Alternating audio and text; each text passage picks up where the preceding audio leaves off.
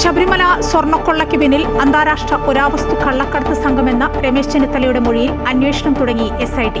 വിദേശ വ്യവസായിയിൽ നിന്ന് വിവരങ്ങൾ തേടി സ്വർണ്ണക്കൊള്ളയിൽ കേസ് രേഖകൾ ആവശ്യപ്പെട്ടുള്ള ED അപേക്ഷയിൽ വിജിലൻസ് കോടതിയുടെ നിർണായക ഉത്തരവ് 19-ന്. OTA KTA എന്ന പാരഡി ഗാനത്തിനെതിരായ പരാതിയിൽ പ്രാഥമിക അന്വേഷണത്തിന് പോലീസ്. തങ്ങളെ ന്യായീകരിക്കുന്നത് CPMന്റെ ഇരട്ടത്താപ്പെന്ന് പരാതിക്കാരായ തിരുവാഭരണ സംരക്ഷണ സമിതി.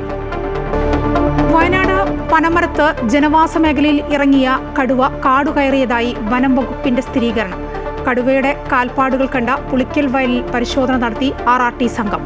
പീച്ചി ആനവാരിയിൽ ജനവാസ മേഖലയിൽ കാട്ടാന ആക്രമണം, പ്രദേശത്തെ കൃഷി നശിപ്പിച്ചു. ഇന്ത്യ എത്യോപ്യ ഉഭയകക്ഷി ബന്ധം മെച്ചപ്പെടുത്തുമെന്ന് എത്യോപ്യൻ പാർലമെന്റിനെ അഭിസംബോധന ചെയ്ത് പ്രധാനമന്ത്രി നരേന്ദ്രമോദി. ആദ്യ എത്യോപ്യൻ സന്ദർശനത്തിൽ എത്തിയ പ്രധാനമന്ത്രിയെ പരമോന്നത ബഹുമതി നൽകി ആദരിച്ച രാജ്യം. ഇന്ന് ഒമാനിലെത്തുന്ന പ്രധാനമന്ത്രി ഇന്ത്യ ഒമാൻ സാമ്പത്തിക കരാറിൽ ഒപ്പുവച്ചേക്കും. KTU-BC ആയി സിസ തോമസ് ചുമതലയേറ്റു. സർക്കാരുമായി സഹകരിച്ചു മുന്നോട്ടു പോകുമെന്നും മുൻപുണ്ടായ പ്രതിഷേധങ്ങൾ കണക്കിലെടുക്കുന്നില്ല എന്നും സിസ തോമസ്. VC-മാരുടെ നിയമനകാര്യം സുപ്രീം കോടതിയെ ധരിപ്പിക്കും. കേസ് പരിഗണിക്കുന്നത് നാളെ.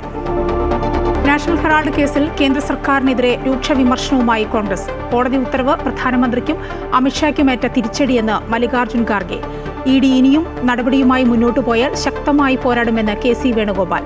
പാർലമെന്റിന് പുറത്ത് പ്രതിഷേധിച്ച് കോൺഗ്രസ് MP-മാർ. തൃശൂർ കോർപ്പറേഷൻ മേയർ സ്ഥാനത്തേക്ക് ലാലി ജെയിംസിന്റെ പേര് സജീവ പരിഗണനയിൽ. ഡെപ്യൂട്ടി മേയർ സ്ഥാനത്തേക്ക് A പ്രസാദിന് വേണ്ടി പിടിമുറുക്കി രമേശ് ചെന്നിത്തല. സുബി ബാബുവിന്റെ പേരും പരിഗണനയിൽ. കൊച്ചിയിൽ മേയർ സ്ഥാനത്തിനായി കരുനീക്കം ശക്തം. ദീപ്തി മേരി വർഗീസിന് ബദലായി മറ്റു പേരുകളും.